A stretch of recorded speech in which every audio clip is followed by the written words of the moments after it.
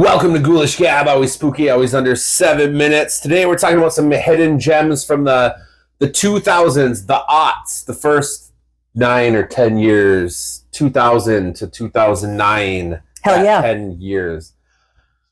I don't think I need to explain that part anymore. Hidden gems. All right, I'm going to start out with one that, this movie, it gets some recognition, but I don't think enough. And it's called Teeth. Vagina dentata! From 2007. It's a wonderful film. This high school girl, Dawn, she discovers that she has a secret weapon, if you will, against male violence. It's teeth in her vagina.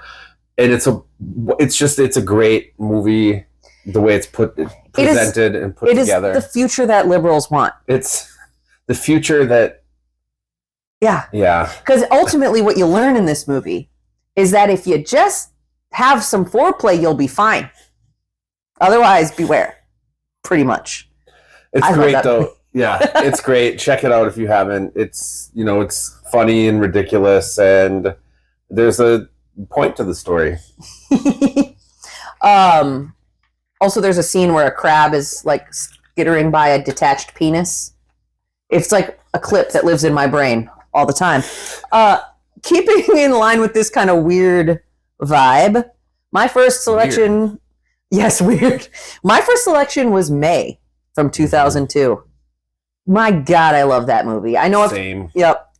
I know that we've kind of mentioned it. I can't remember for what, but this kind of socially outcast girl had a weird upbringing, and she's trying to make these friends, and she keeps kind of fucking it up a little bit, and she doesn't know exactly what to do, and it ends with her creating a giant human doll. And it's so good. I don't even know. Oh, it's just so good. I love May. Corey, what do you got next? I'm going to go with Cube 2 Hypercube from 2002.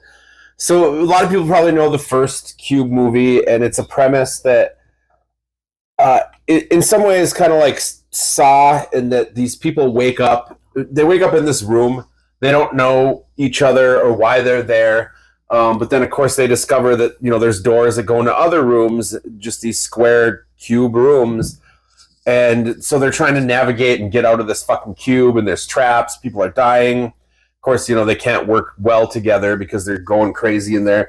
But then Cube 2 Hypercube is a different cube where it kind of shifts the cube itself. So once people start to figure things out, then they realize that the rooms are moving. So it's the same but different. Yep. But it's very entertaining. If you enjoyed the first one, you'll enjoy this spin on that movie, Hypercube. Oh, it's yeah. hyper.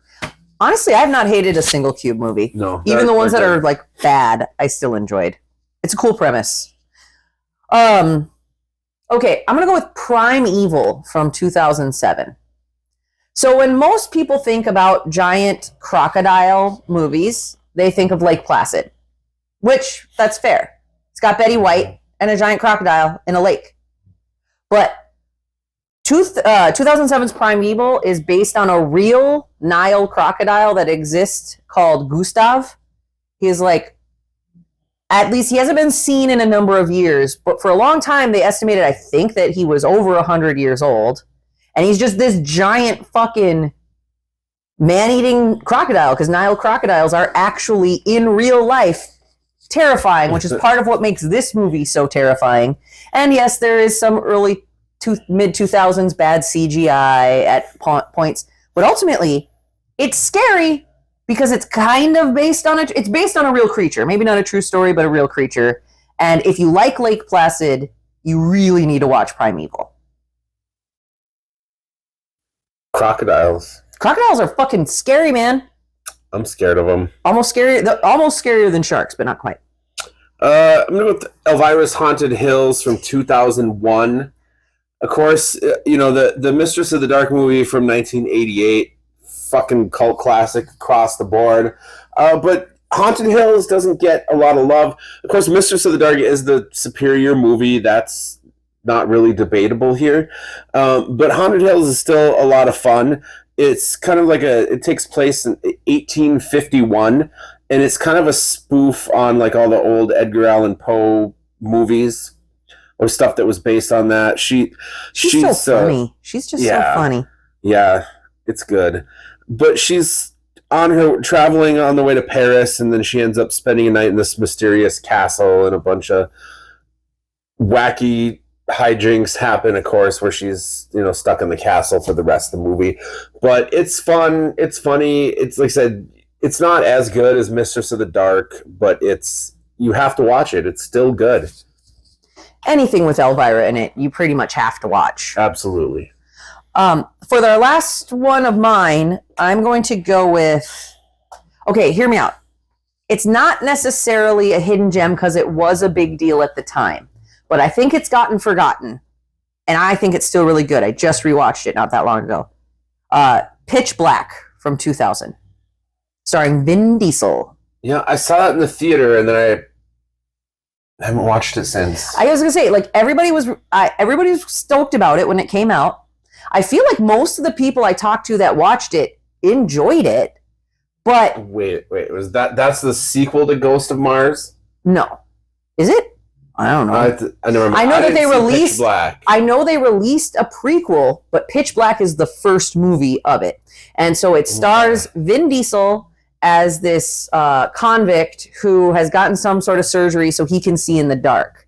And then he goes with this group of people to another planet where there are these creatures that cannot come into the light. So, but then eventually at some point, all the lights start to go out, because who could have predicted that? But then, and they're like using glow sticks and other things to try to scare him away, but Vin Diesel is the only one who can see him, and he's terrifying, and the whole thing is kind of, because the creatures actually looked pretty scary, at least they did in 2000 to me. But I own all the Pitch Black movies. I've liked all of them, but it's one of those ones that just kind of got forgotten.